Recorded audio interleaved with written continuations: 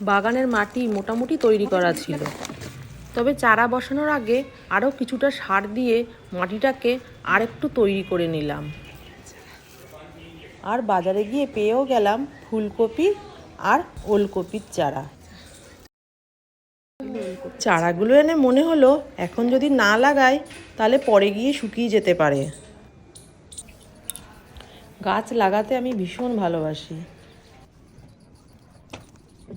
ওলকপি আর ফুলকপি মিলিয়ে 50টা চারা লাগানো হয়েছে।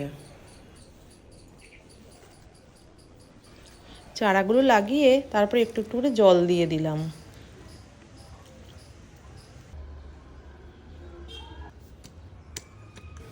আগেও অনেকগুলো বেগুন চারা নিয়ে এসেছিলাম, আবার একখানা এনে লাগালাম। চোখের সামনে রোজ একটু একটু করে গাছগুলো যখন বড় হয় তখন এত ভালো লাগে কি বলবো।